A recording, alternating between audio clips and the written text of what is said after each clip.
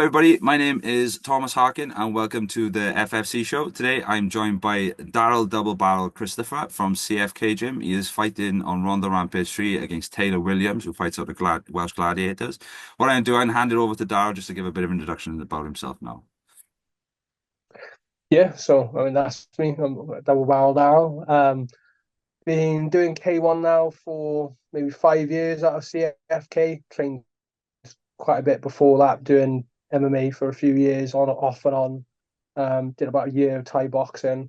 Started off doing mainly jiu-jitsu, to be honest, and competing loads in jiu-jitsu, but that fell off a bit. I got quite a few like injuries and stuff when I was younger, just from like I think overtraining, and I swear grappling's worse on the body than striking is. Like I've had all my injuries from grappling. So yeah, I've only really been competing in like striking sports for about for the full like 4 or 5 years now, really. But yeah, I've been training things since I was about 16 now, and I'm old now, I'm nearly 33. So yeah, long time training martial arts. Nice. Nice. Now, with that, one of the things that you said is obviously with the striking, and we touched on CFK. So, how long have you been done with in CFK for?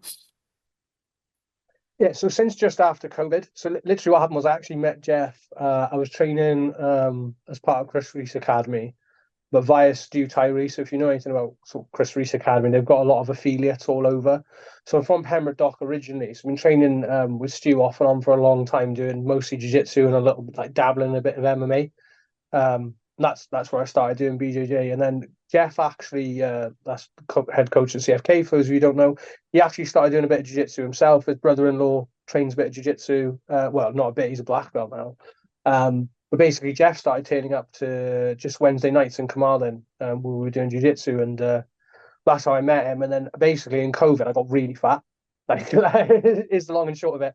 I was put on like furlough when I was like nothing to do, didn't train at home. I was already a big lad. Like I used to compete at over 100K. That's the cap for BJJ. So at some point I stopped caring and I was just competing at like 150, 120 kilos with the big boys. Like and yeah. So it turns out if you just sit down and eat junk and play video games, you will put on a substantial amount of weight. So I got towards the end of lockdown and I was like 350 pounds, like 23 stone. That was massive. Whatever 23.6 stone is in pounds. I was like, oh, I better get back in shape. And I'd done again. Jeff had bit of submission grappling, submission wrestling going on at his gym on a Monday night. So I knew where it was. I just dropped him a message and said, look, are you back open? I need to get fit. I knew like thing is when you're a big guy in BJJ, you can take the mick. Like you work hard in the warm up, but when it comes to grappling, and you get on top, like you're just wrestling for top position and crushing the other guy. Yeah. So like it's like a minute's hard work followed by 4 minutes of lying on a dude. If we're being on, if you're not, if you're a big lad who's a lazy lad, that's what you're doing. Obviously, striking's not like that, and Jeff's not like that. Jeff is a solid believer in running and burpees and all that stuff, and like solid cardio fitness. So I knew he'd get me back in shape. And to be fair to me, he did. Like I lost about I don't know a stupid amount of weight within 6 months of like Mm. training there. Like I rocketed back down to like 15 stone. Um, I remember wasn't even thinking because about competing. it was before Ron the Rampage 1. I remember I was talking to you, and we had that conversation when you told me. You said it was like I was Yeah. stupidly fat, and you just said because we were talking about video games at one point, and then you just said to me like I just ended up doing this all the way through it, and then I just got to this, and then I ended up back at Jeff's, and now and you went from, as you said, from like 300 odd pound, like what did you say? What was your heaviest? Did you say? Sorry. Whatever 23.6 stones. I think it's about 350, 360 pounds. It's a Gee. lot, like. Yeah, and So, look, and you're fighting. You fought on Ronda Rampage 1. That was at 88 kilo, wasn't it? 80, I want to say it was 85. I fought Yeah. anyway. I fought anywhere between 80 and 86 in kickboxing. I actually competed once in kickboxing at over 90K, which is the ISCA heavyweight cap, Mm. because I did a jiu-jitsu. I was out of camp and I did a jiu-jitsu tournament at under 94 again last year. And then I was like, oh, I'm not going to make like a sensible weight for kickboxing, so I'm just going to eat for like 3 weeks. And I think I entered a K1 at 100K. I think I weighed in on the day, and I won, so that was nice. But yeah, but yeah, so proper in-ring fights. I've competed anywhere between 80 to 85. I think Big Joe was at 85. Yeah, I'm Um, sure it was either so 85 or 86. I can't really. off the top of my head, but Me you neither. I lose track of the weights, like, but yeah. that was on the heavier side, and then obviously you're fighting again now, Rhondda Rampage, as we said, against Taylor Williams. Now, one of the things I wanted to say, like with in comparison to the Big Jaw fight, is Big Jaw was in K1. This is in Thai. Now, how's things been different in the preparation for this one? So obviously you've got to get your clinch work in, and like that's the main thing. Like you've got to, it's a different rule set, it's a different speed of fighting, and particularly now there's more division, in my opinion, than ever before between what is K1 and what is Muay Thai. So obviously, original K1, I mean, original K1 max days. Obviously, you could was active clinch, but I think most people interpret K1 modern to be catch, one strike, release. Yeah. When I started, it was only 5 years ago, but it was catch. You could still sweep.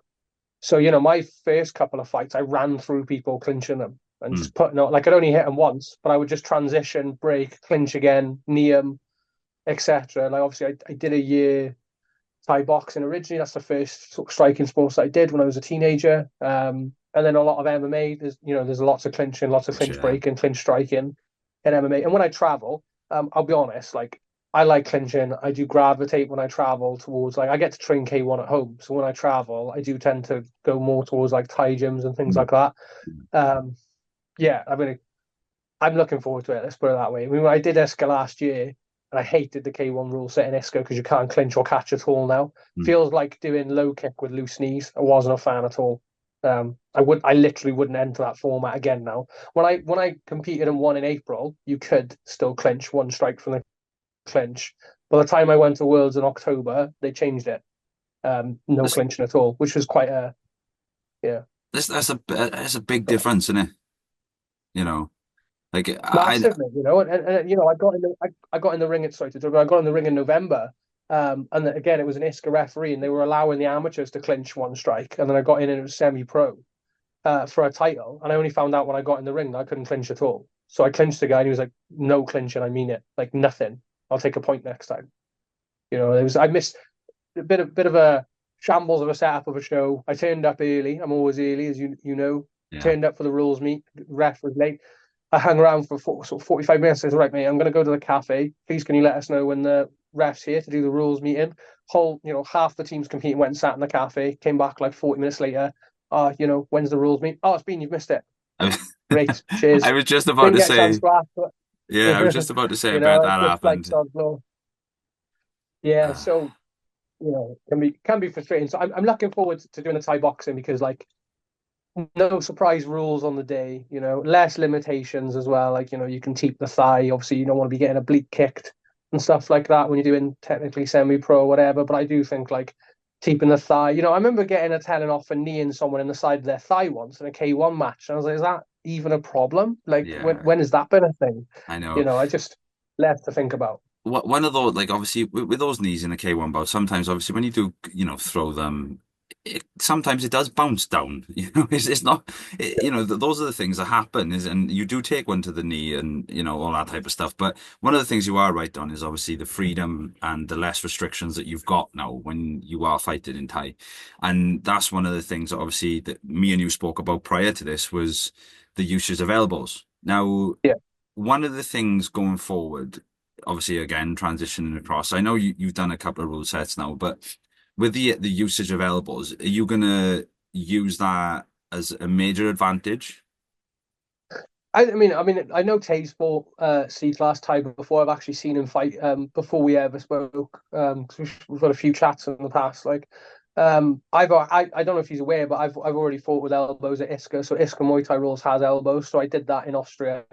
So two matches there. So yeah, I mean, for me, like, adding elbows into the clinch was not like a difficult transition for me at all. Like, it's like I threw plenty of elbows in those fights. I think the first time I got elbowed, I was like, "Oh, this doesn't hurt anywhere near as much as anyone says." Was my immediate reaction, if I'm being totally honest. Like, I think there's like I know a lot of guys, you hear things that people say to you like, "Oh, doing no shins hurts," and I've fought no shins a bunch of times, and I can't even remember my leg even hurting that much a few days after. Yeah, the odd welt, but nothing extreme. It's just kind of the same with elbows. Like, like you have that anxiety before you do something new. Didn't bother me getting hit with elbows.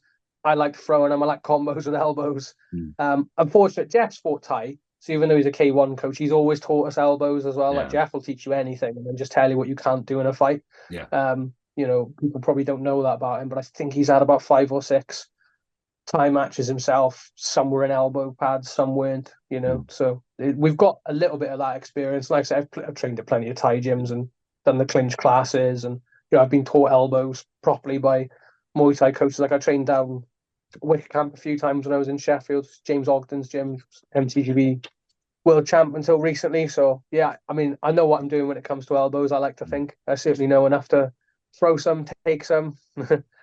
One of the things that obviously you said you said about is the pain aspect of it, but you can't get away from the cuts. That's the one thing that obviously when you introduce elbows in, that's one of the big dangers. Obviously, I know with you and Tay, it will be elbow pads on, but you still can get cut, and it still does happen. Now, that's one of the things that I think the introduction of elbows that is that little bit more makes fights a little bit more spicy because you know it is like there's certain techniques called certain things like you've got Yeah. a tomahawk elbow and all that type of stuff, and the reason they called stuff like that for a reason because they cut the fuck out of you, Yeah. like and I think that's what makes again another makes the fight even more exciting. And not just that, one of the other things I want to say is everybody on the scene, like obviously the local scene to us and everybody around, like they're all the same. Like I've been speaking to Cornelius this morning, and we were having a conversation about it as well. Like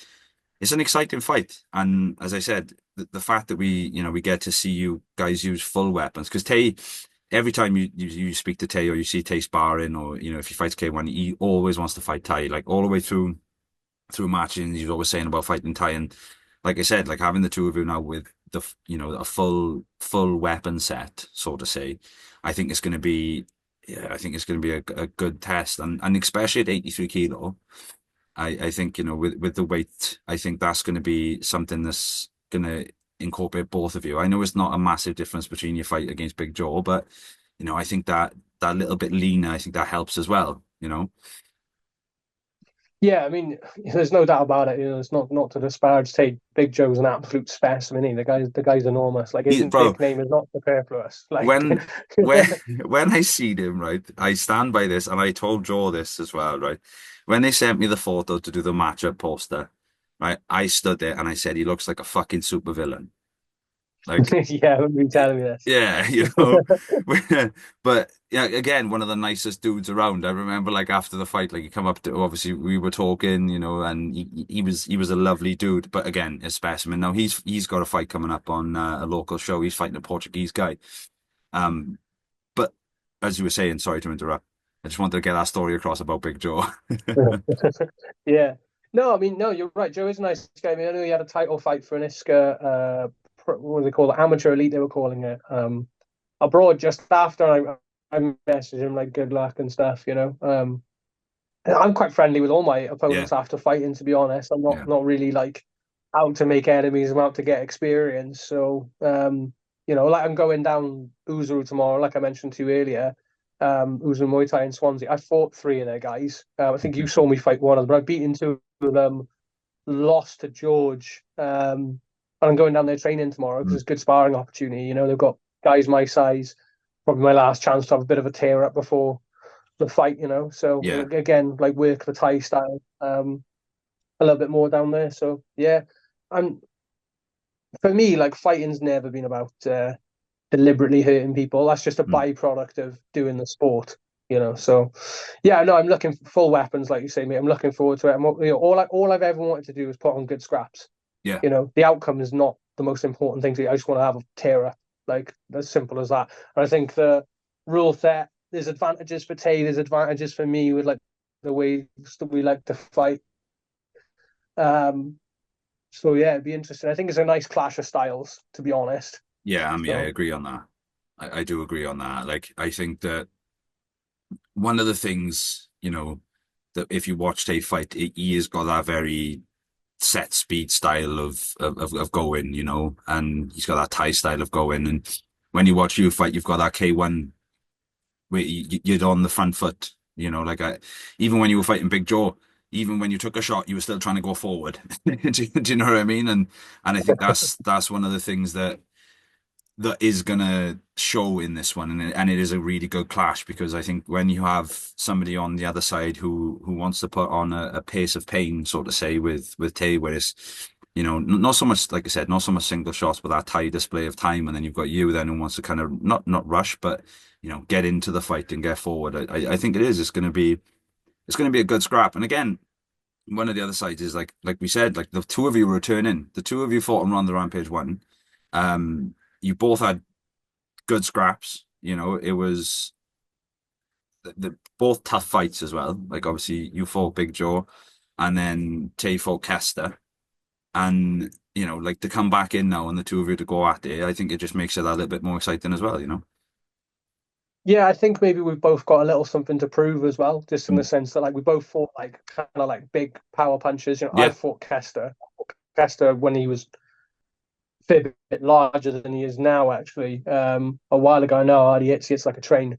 And no disparagement to Tay, like obviously he took a couple of hard body shots and couldn't recover. Big Joe, put me on my ass twice, and that was that. So yeah, I think we both just want to get more out of it. Do you know what I mean? And I think it's fair to say probably neither of us are like super knockout artists. I think it's going to be quite a long. I'm expecting a bit of a 3 round war, if I'm being honest. So and I'd be honest, that's what, like, I think every fight fan again, like, when I say the local scene, like, everyone knows everybody, especially within inter clubs and stuff. Everyone knows everybody, don't we? And I think that's again that builds the fight. There's the fact that like you both have got your way of fighting, and I think that when it comes to it, I think it will be a good display of not who's gonna, be two, but I think it's who's gonna fight to their game plan. I think is going to be the yeah, the outcome of this one. And one of the things I want to say as well is obviously that Tay is working with Cornelius now, and you've got Tommy's back from Thailand. He's the guy who was speaking to Cornelius about this earlier. They're working together, and obviously you've got yourself with Jeff, but not just that, you've got everybody else who's fighting around the Rampage from CFK. So you've kind of got that like. yeah, I know Josh is kind of like on the fence at the moment. We're trying to rematch him because of a pullout, but you've still got yeah. yourself. There's still three of you, and I bet Josh is still full steam ahead. I bet he's still because obviously we're still trying to rematch him. So, what's the mentality like at CFK at the moment? Obviously, it's fight week next week. We're Yeah, a week out. You know, to be honest, when it comes to me, Josh, and Rowan, we're all consistent.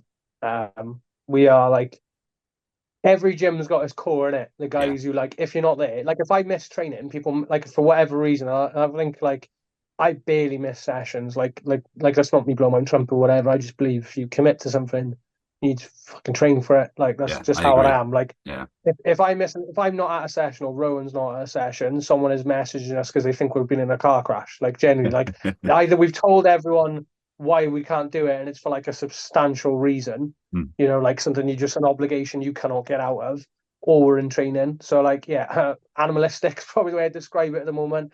You know, Josh Bush doesn't know what light sparring is. It's a frequent joke that we have all the time. So you're always going to get hard sparring. He's one of those guys who just doesn't believe in light sparring, doesn't exist as far as he's concerned. Um, but yeah, I have no, you notice when it's coming up to fight time, like the sparring is yeah, just that little bit firmer.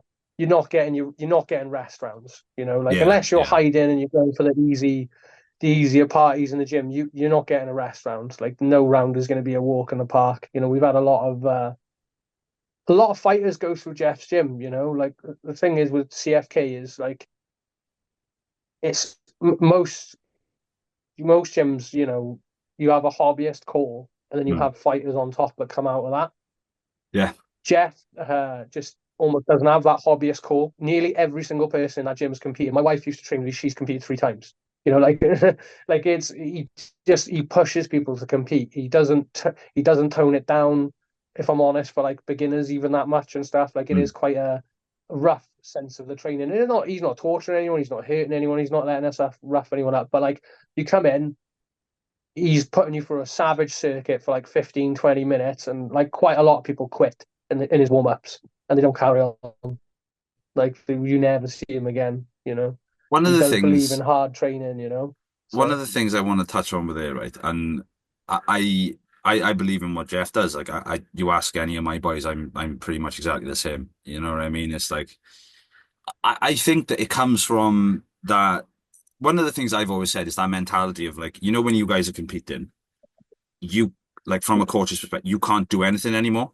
And I bet you feel the same because obviously you step in and you yeah, corner, you do a lot of cornering, and you know you're like we all see you do that. But like I find that the reason the coaches that little bit more or that it does that little bit extra on the preparation to the fight is because of the fact that he knows no matter what happens is you can't do anything now going into the rings. Like it's like we've done all the hard work now, you know. And I think that's where my mentality comes yeah, from, you know, like where but if you watch the one of the interviews I done with Jory's my like obviously everybody knows Jory fights out of Apollo and that's my gym and yeah, Jory was calling all of the training bullshit for the reason it's like it's fucking bullshit. It's horrible. Like, you know, he makes us do this horrible stuff. And I think that's what it's about though. I think that having and one of the other sides to it is, and I bet you feel the same with your court with Jeff, is you trust them.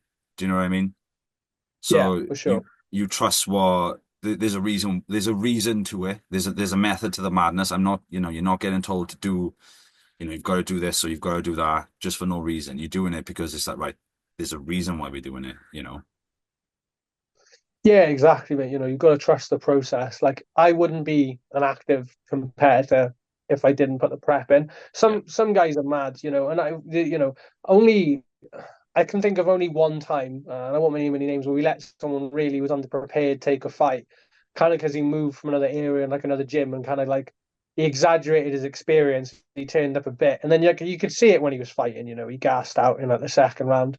And I know for Jeff, he doesn't want people representing the gym like that. Do you know what I mean? Like, Yeah. if you lose, you lose. But you want to know that you've lost because the other guy was more skillful, because Yeah. he caught you, maybe he's got loads of power, you know. But I'd hate to lose a fight because in the third round I was just sucking air. Do you know what I Yeah. mean? Like that would be the worst for me. No, I Like, get it. there's no shame in jumping in the ring and getting sparked. You know, in my opinion, like you know, it's just one of those things that you look at like the elites of the world, like the Tigers with like crazy good records. I mean, like Sanchez got an insanely amazing win record, but he also has like 80 losses, right? Like Yeah. a huge, Yeah. like off the top of my head, something like that. And I think I think he actually lost like his first three fights when he was a kid as well, and just kept going with it, you know. So It happens to the yeah, it's best of them. unfortunate that I think we focus on the wrong thing. Yeah. Yeah, But yeah, for sure. And we people focus on like stupid records, yeah, you know. it happens to the best. So Like, yeah, just don't be underprepared though. yeah, You've got to that prep like mad. 100%. I agree on that. It's like you've got preparation is the biggest key, especially going into any of the combat sports or any, you know, one of the other sides to combat sports is you're solely relying on yourself.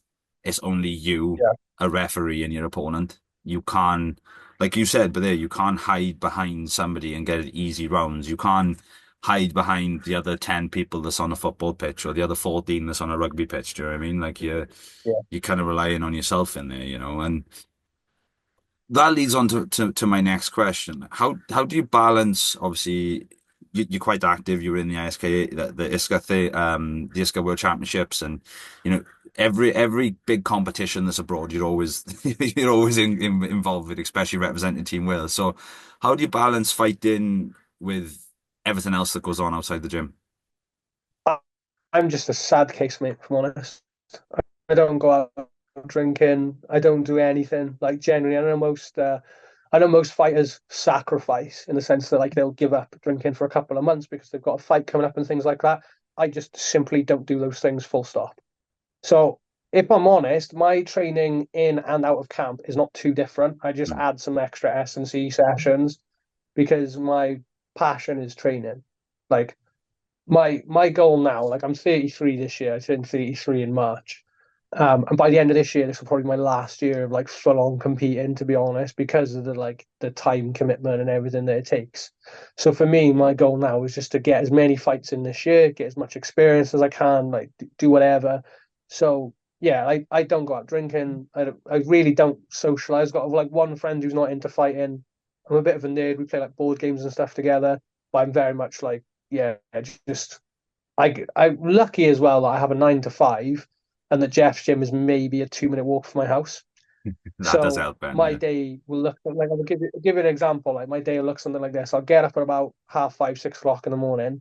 I'm lucky that the nursery that I've got, I can drop my kid off early. I take him Mm. to nursery for like 6:45, 7 a.m. Down the gym, working out, come back, pick him up, put him to bed. Then tonight now, we've got K1s at 7, MMA's at 8. I'll stay for the lot. I'll be home like 9:30. By about 10:30, I'll be back in bed. Like that's just kind of how my day looks. Nice, man.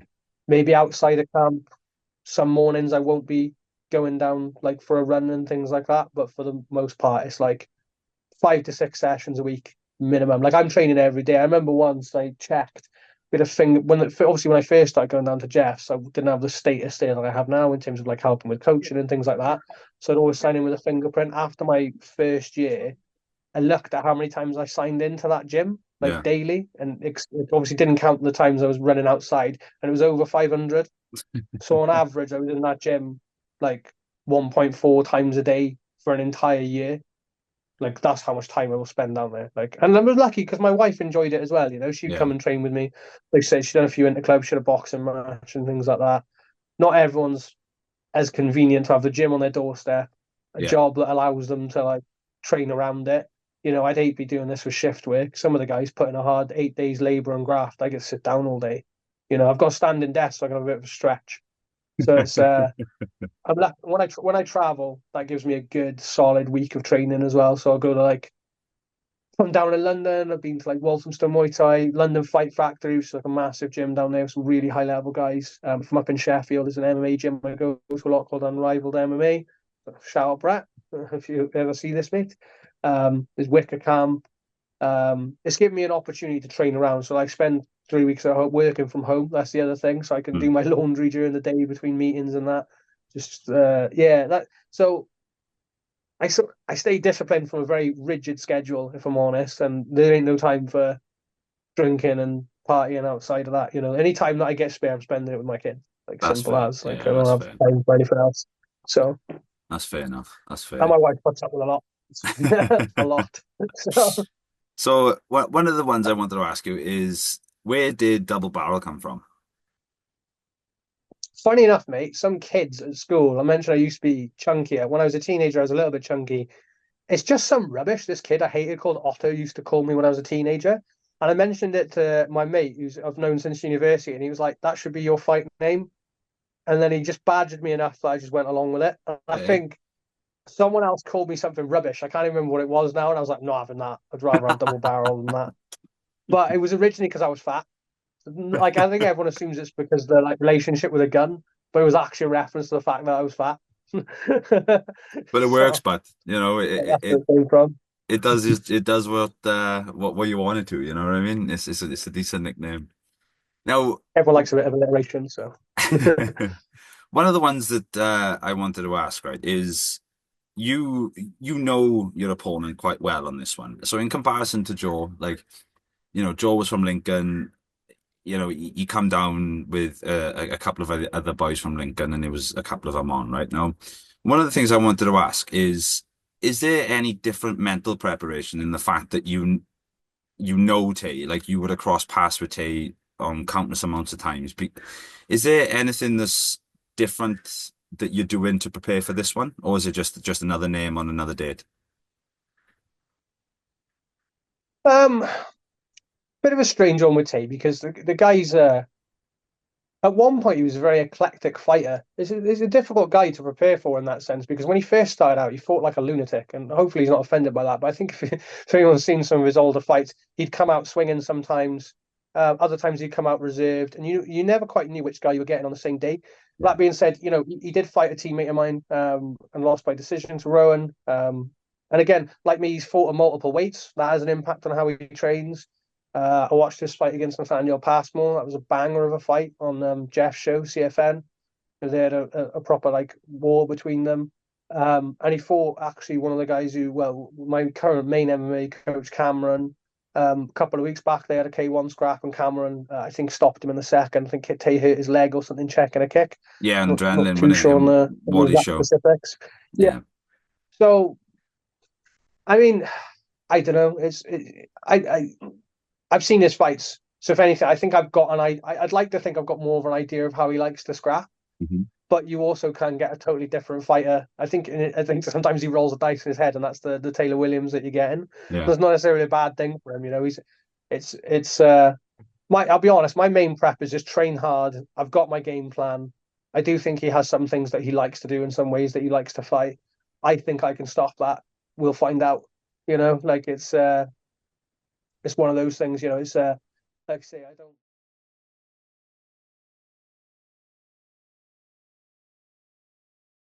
chatty. Obviously less so now that we're matched against each other, but yeah, we'll have a bit of a tear up. You know, there was a bit of a thing between us last year where we were talking about matching, and then it just didn't happen for whatever reason. I think originally we were thinking about fighting on one of your shows last year. I think there was a bit of confusion actually. I think Tay messaged me and said like he'd been offered the fight, but that wasn't the case, and he wanted me to reach out and see if you'd put it on. But I mean, it doesn't matter because it's happening now, you know. Yeah.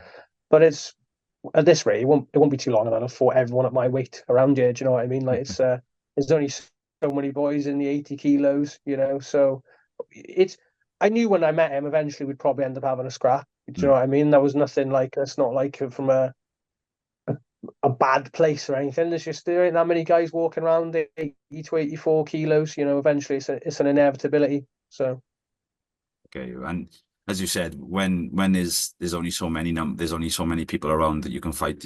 It is what it is, what it is, isn't it? You know, it's yeah, you just have to go. So one of the things I wanted to ask now is you obviously, as we said, you attended Rhondda Rampage when you were fighting on it. Now coming back to fight on Rhondda Rampage 3, now there's a couple of things that we've released going forward into this one. Obviously we got the WMO title on there as well. Now what's it like? What's it feel like returning? yeah, I'm looking forward to it. I think you guys are doing a really good job. You know, I mean, Jeff was saying the other day, like you know, consistency is key when it comes to putting on shows. At one point, he was able to put very consistent shows on himself. I think he's up to about 13 CFNs. You know, which adrenaline I think has far exceeded that. To be fair, but it's hard as you know yourself now. You're a proper promoter. You know, this is your third show. It's not easy to be consistent, but you're making it look easy. I'm sure it's not, but on the surface, you're making it look easy. So, I'm yeah, I'm looking forward to coming back. I think it's a bit of a privilege to fight Muay Thai on the first, you know, proper sanctioned WMO card in Wales. I'm happy about that. I said I wanted to get experience. I'm always looking for like first time experiences. So yeah, I've made a mental note of that, you know. Um, Looking forward to having a proper ref who understands Muay Thai, and you know, that's not like someone who's just watched Muay Thai and thinks it's K1 where you hold each other a bit, you know, like Yeah. understands the differences and what you can and can't do. So yeah, I mean, it's always nice to come back to a show as well. And you know, as you know, we get on quite well. I'm looking forward to just supporting you and what you're doing, mate. I think I know you've committed to is it 4 shows a year? You know, quarterly. Yeah. That's what the scene needs. There's no disrespect to any promoter who's out there. If you're putting on a show and you're looking after the guys, well done to you. But what like fighters need is consistency. It is hard to even fight 4 times a year sometimes in this sport. It is a pain the amount of Mm. pullouts that you get. You know, people who commit to fights and pull out. Like Josh Bush has had it so much. Yeah. You know, obviously, like people see how hard he trains and stuff. And I'm sure there's legitimate pullouts that he's had, but I've had pullouts where flat out the coaches have turned around and told me, "Oh, he's just not trained enough. We're going to give you his teammate instead." Then his teammate shit the bed and didn't Mm. want it, so you end up fighting a weight and a class and a half up against people like Kester Pardo, you know, and things like that. Like, you know, so it's an absolute menace to like hop around shows sometimes. Yeah, consistency is nice. It's nice to be able to come back. Hopefully, I'll get another one in again before the end of the year as well. I know you sent me the provisory dates. So I've penciled them in. So, yeah, it's good. It's good, mate. I know what product I'm getting. I'm happy with the way that I was treated. You know, you checked hand wraps. The weights were fair. Didn't feel like anyone was getting screwed over. That's more than I can say for some shows. So yeah, I'm looking forward to coming back. No, we appreciate that, but because like obviously the first one, I always owed homage to Wally, and obviously a big thanks to Jeff as well. Like I know Jeff from Flow Fightwear, and obviously I met you through Flow Fightwear, and I met you properly in Wally's Inter Club, and you know. Having the support of you guys, especially on our first one, it always helps because like the first one is always like, oh fuck, do I really want to go up there? And that was like one of the risks that me and Liam knew. We were like, right, look, we're just gonna have to run it there, and we're just gonna have to go with it. And one of the things that we promised ourselves was, no matter what happens, if we're gonna commit to this, this is what's gonna happen. Do you know what I mean? Like this is the way that we're gonna do it, and that's what, after. Our Rhondda Rampage 2, it was just like, right, we've got the 4 dates for the next one. We know where we need to go. We know what we need to do. And one of the things that we constantly push, and excuse me, one of the things that I always want to push is the show is a platform for you. Like you just said yourself, like having, consistent shows and consistent opportunities to fight. That's what the show is for us. If we haven't got fighters, we haven't got a show. Do you know what I mean? And that's what it's about. Like for me, with bringing the WMO in, that was awesome because again, we wanted to make sure that it draws back to the point that you said about being fair. Like we didn't want to have, no disrespect to anybody, but we wanted to make sure that we've always have the top, like available, the top tier people available to do what we need them to do. Do you know what I mean? Like that's why we're bringing the WMO in for the officiation, and we've got obviously we've got a set team of judges for K1 and K1, and we've got a set team of judges for Thai, and we've got a set ref for boxing and a set team, and that's the way that we're trying to do it because I don't want it to be where somebody's come had a bad experience and go, oh, fuck that, I ain't going back here. I want to make sure there's always the place that people want to come back to.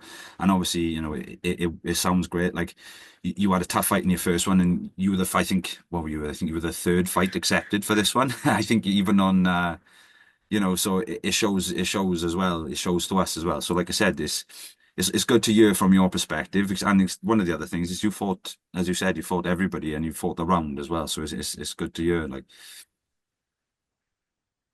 Yeah, no, it's just it's just like I say, it's great to have consistent opportunities. Like one of I think my second year being like actively fighting, I was down for like 7, 8 fights, and only three went ahead. That's such a menace when you're training like really consistently for fights, and then you're not getting them. I remember I had pullouts for some of them were good shows like Super Fight Series. I had pullouts for that. Some of them, like I remember once I got offered a fight, walked upstairs in the gym. By the time I got upstairs, Jack went actually down. Never mind, the entire card's been cancelled. Like went from having a match to I've cancelled the card in the space of like 15 minutes. And I was like, what is going on? Like, this I felt mental. cursed. So yeah, it's I've never had that problem. I know some of the guys have had issues matching, but what can appreciate what can promoters do when guys are pulling out left and right? I understand that. There is a limit to what you can do, but I think Yeah, when you build a consistent brand like you have, then that gives you a pool of talent. You can call on, you can text and ask people, look, have you got someone? This weight, I've got this guy, he's this weight. Have you got someone? And things like that. And coaches only want to work with people who are consistent and trustworthy. yeah, There's some shows, me and Jeff have said we wouldn't go back to that one. yeah, I'm not yeah, going to name one. It wouldn't be appropriate, but absolutely wouldn't take guys back to it. Certainly wouldn't take a first timer to it. yeah. But that's not the case. We're happy to come back. So Me and Liam said the exact same things. There's been shows that me and Liam have gone to from Liam's the matchmaker, but also with Apollo, and we've gone to shows and we've walked in, and you're like, oh, for fuck's sake, here we go. You can just walk through the door and you know what's going to happen. As soon as you see, you just there's little things that just stand out to you, isn't it? And then you go to these other shows, you walk in, you're met by somebody straight away. It's like, right, this is what's happening. And I was thinking to myself, one of the things I've always taken from it is everywhere we go uses a learning curve. Do you know what I mean? So it's like take something from everyone. I know it doesn't sound the best, but it's like you take something to learn from. So it's like, right, this is what happened in this one. This is what we need to make sure we don't do. This is what, and again, it travels back to the consistency point. Like that's what we want to make sure we're like going forward. And excuse me, one of the other sides is offering everything for everybody as well. Like we want to make sure that you come and you're not worried that you haven't got hand wraps, or you're not worried about the judge, the rules meeting is this, like we sent out information packs for fighters, and and that's what I'd be honest, it just falls back to, like you said, we're just going to keep aiming for the consistency and just keep aiming to just keep pushing. And then coming into this year, like I said, we got four lined up. Maybe next year we try and aim for six, and so on, so on, so on. Like, but back to you.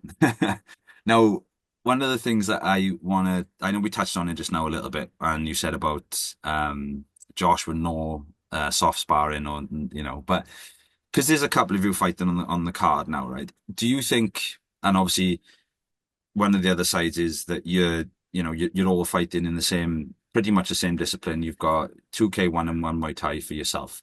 Do you think that there's going to be any external pressures added from everybody else fighting, or is it just kind of like you go with what's in front of you? I'll be honest, I prefer it when there's a few less. I've been to quite a few, been to cards where it's just me coming from CFK. I like to uh, hypes me up watching the boys fight, to be honest. I do a lot of, obviously, do a fair bit of training with them. Rowan's not, too far behind me in terms of when he joined the gym. He only joined the gym like maybe 18 months after me. But Mm. Josh, obviously background in boxing, he's been in K1 for like not actually that long. I want to say it's like 15 to 18 months as a maximum. Like, he's just a beast. But like, I love to watch the boys, especially who I've like done quite a bit of coaching work with. Yeah, Scrap, I love cornering the lads, to be honest with you. I probably enjoy coaching, like now that I'm getting older, like a little bit more than fighting, if I'm being yeah, completely honest. I love the training. I've always loved hard training. But yeah, I love it when there's a big team of us. My first card I ever fought on, Jeff managed to just stack the card with CFK fighters. It was CFN, no easy matchups. And Cornelius fought on this card, and yeah, Cornelius was the only guy from another gym that won. He beat my buddy Rob for a Welsh title, but it was, I think, 11 fighters from CFK and 10 of us won. And the momentum I had going into that fight against Adam, that poor guy, I just felt like it was impossible for me to lose, yeah, having just watched nine of my teammates rip people apart. yeah, Do you know what I mean? I remember thinking like, well, there's no way I can lose this now. Like, I was like, I can't be the only one, can't be the first loss. Yeah, no, and also my very first card that I fought, my best mate trained one of my best mates, Tom Park, lives up in Huddersfield now, but he trained as well and was fighting at the time. And he was the fight after me. And I Mm. remember like I won my fight, jumped straight into his corner. Yeah, it was really good. So no, I love it, mate. I love it when like we've got a big team coming up from CFK. I just want a sea of red and black. Like, it's very chantable, CFK as well. So it's Yeah, it got a lot of is. supporters in. They It make a lot of is. noise. Carmarthen's a bit rough, Fleffley's a bit rough. Like the area, half of Wales is a bit rough, but you know what it's like. Those Yeah. like rougher areas, the crowds go mad and stuff. Like, Yeah. it's a good atmosphere now. I absolutely love it when there's a few of us fighting. So I'm hyped for the fact that Rowan and hopefully Josh will get a fight on as well. But yeah, I much prefer it personally. So One of the other things as well with Thomastown, obviously the new venue is like it's bigger compared to our first one, and there's a bit of a stage, there's a bit of a bigger space for the ring. We're gonna try and work around with the walkouts and stuff, but it's like even though now the venue's bigger, we're looking for like 450 people up. That adds, doesn't it? It adds, like you said, that atmosphere is coming out into that atmosphere is such an awesome feeling to soak up, especially when, like you said, it's not very far, Carmarthen's not very far from us, and especially as you said, there's a couple of you fighting. Like I've got the same, I've got four of my boys fighting on this one as well. So, I know what you mean with the atmosphere just completely builds, and it just gives you the goosebumps, isn't it? Just the walk, and you just, it just makes it that little bit better. yeah, my least favorite bit is just the waiting. That's Yeah. why I like it when the teammates fighting. Yeah. When you're in the back and you're bored and you're pacing and you've all that like energy is coming out of you or whatever, you're wasting it. If the boys are fighting, then I'm busy, I'm cornering, I'm watching Mm. fights, I'm like fist bumping people I know, and Yeah. keeps you like not like keeps your mind off the fight in the sense that I'm worried about the fight. I hate the waiting. If I Yeah. had my way, I'd be the first on every card I ever fight on. Do you know what I mean? And as a heavier guy, I'm normally close to the end, which is Yeah. a right menace. Yeah. So Yeah. Just a pre-warning, you're quite close to the end on ours as well. I know. You don't even have to tell me. I know already. Like, I figured that. Yeah. So that I just want there's a couple of things that we getting close to the end now, right? Now, one of the things I wanted to ask is you said just now about coming into making your return, not so much, well, yeah, to prove a point. Now, what can the Rhondda Rampage crowd expect to see from you on February the 8th?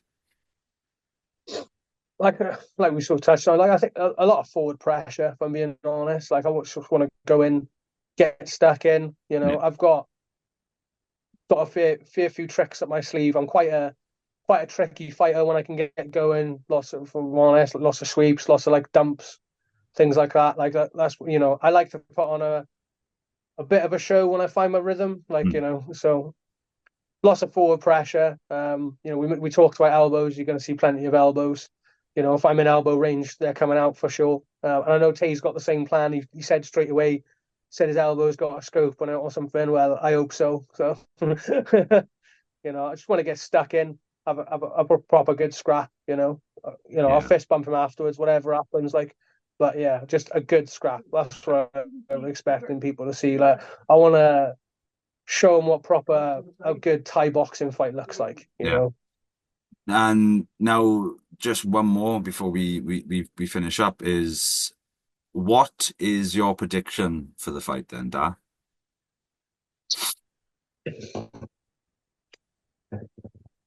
If I'm honest, I'm expecting to be able to like. I don't think I'm going to knock him out with like head stoppage, like a clean like punch knockout. Not much of a boxer.